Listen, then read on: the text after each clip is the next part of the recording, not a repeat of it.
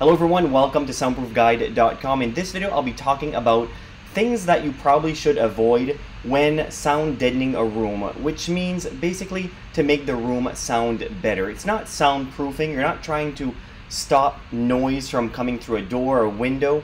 You're basically just adding stuff into the room to make it sound better. If you're either recording as a recording studio, or if you just want to make the room sound better if you have it as a home theater room to watch movies. And these are ways that aren't exactly that cheap, but are ways that will make you waste your money because they just don't work. Usually when you want to sound dead in the room, you put acoustic panels, you put acoustic foam, but there are other ways on making the room sound better according to some companies, and it really doesn't work as good as it could. Or if you're trying to achieve a certain amount of results for especially watching a movie, well, it's going to leave you a little bit disappointed. The first thing is acoustic paint or sound deadening paint. Now this type of paint, some people say it's also good for soundproofing, but it really doesn't work as good as people think. You have to put at least 3 coats or more of this really thick paint on the wall, and 1 gallon of this type of paint will run you between $50 and $60, and it really doesn't work that good, especially in terms of sound deadening, because it doesn't really add any type of texture to the wall as someone would expect it to. And the thing is, with this type of paint, the sound waves will continuously bounce on the wall just as they did prior. It's not really going to do anything to deaden the sound or to make the room sound any better. So I would avoid that if you're trying to convert the room into a home theater room. Even going as far as painting the entire room with this type of paint and then adding acoustic panels, I still wouldn't really recommend it, because you're going to be spending a lot of money to paint each and every one of these walls with at least 3 coats, where you're just not really going to get the results. The results are going to come from acoustic panels. Now, if you're wondering where to get acoustic panels, I have links down below of acoustic panels that I recommend. Also, I have a video right here if you want to build your own acoustic panels, because acoustic panels are really not that difficult to build, and you can basically build them DIY and for cheap. These types of panel usually cost between $50 and $120 depending on the size, the dimensions, and the thickness of the panel. And if you have a dozen in the room, it can become expensive, but that is what will help sound deaden the room, not the paint. But go watch that video and learn how to build your own, because it is very simple and very inexpensive. The second thing is acoustical wallpaper or sound deadening wallpaper. There are certain types of wallpaper that are more textured that I've even recommended if you just want to add to the sound deadening effect. But the thing is, with this type of wallpaper, again, it's more of an add-on if you already have big plush furniture, an area rug, and acoustic panels or canvases that actually absorbs the noise. Those are the things in the room that is actually going to make the room sound better.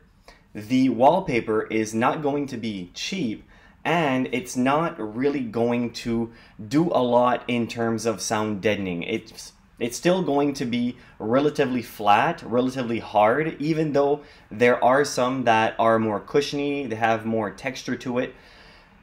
The sound waves will still bounce on the acoustical wallpaper, and it really, when you're thinking about cost versus results, this type of wallpaper is not a good idea, because, as I said, the other things in the room is what's going to actually make the difference. If you, however, have a huge budget, then okay, you can do that. But a lot of places like studios or movie theaters, they don't really have this type of wallpaper on the wall. They actually have a type of carpet on the wall, and that's what actually works a lot better. And also, they have a lot of acoustic panels, acoustic foams hanging from the ceiling.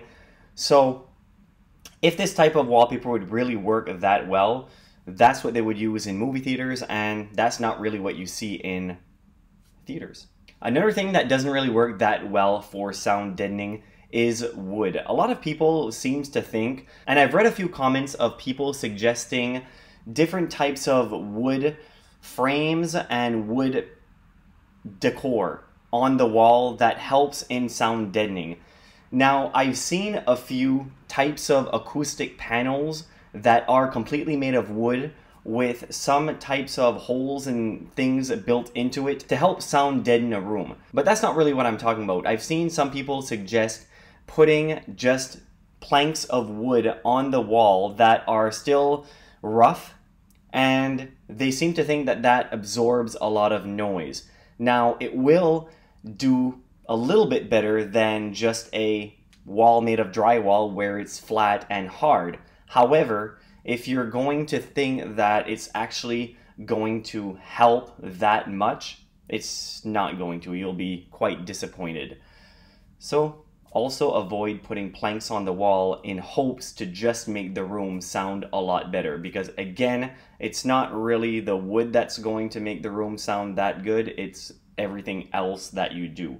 So again, if you have a huge budget and you want that more for decoration, then you can use it as an add-on, but not as a primary sound deadening material. Another thing that doesn't really work that well for sound deadening is the same type of sound deadening you use in an automobile. So a lot of people, well, not that many people, but some people suggest sticking sound deadeners that you would typically put in a car. They're usually self-adhesive sound deadeners, and you just roll it on the wall and it will make the room sound better. Now, it will make it sound a little bit better than what you had before, where it was just flat drywall. However, it's going to be extremely expensive because this type of material is not only for sound deadening. A lot of them has properties where it's good for heat and cold, especially for the ones that you place underneath the hood. Those are good for a lot of heat. That's not really something that you need inside a house, but some people have suggested it, and it's really not something that's going to work that well. But there are some sound deadeners for cars that are thick and spongy. Those would work a little bit better, but it's not really good for sound deadening to make a room sound better. And as I said, it's going to be extremely expensive compared to just buying some acoustic panels, some professionally made acoustic panels.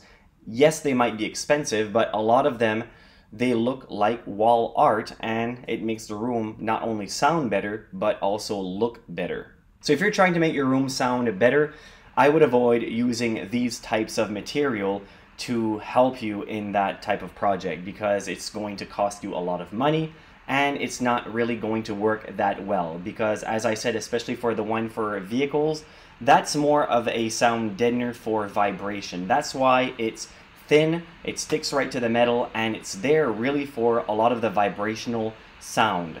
And that's not really what you're usually trying to stop inside a house. If you are trying to stop vibrational noise, or I guess structural noise from coming through a wall or a ceiling, the video right up here, there I will show you and tell you what type of materials and what to do to make that problem go away. So thanks a lot for watching. If you like this type of content, consider subscribing to the channel and click the like button. Also, by leaving a comment, I'll get your questions, and I like making videos on the type of questions that you ask, because I typically see a lot of the questions being asked repeat themselves, and if I can make a video and answer some of the questions, it will help more than one person. And also, by leaving a comment, it pushes content forward, because it just helps with the YouTube, Google algorithm, and it helps all the YouTubers by leaving comments, clicking the like, and showing that you like our content. So thank you very much for doing that. Until next time. Feel free to take a look at many of our other YouTube videos and also some of our articles on our website, soundproofguide.com. Don't forget to click the like button if you enjoyed this video, and also consider subscribing to our channel if you like our content.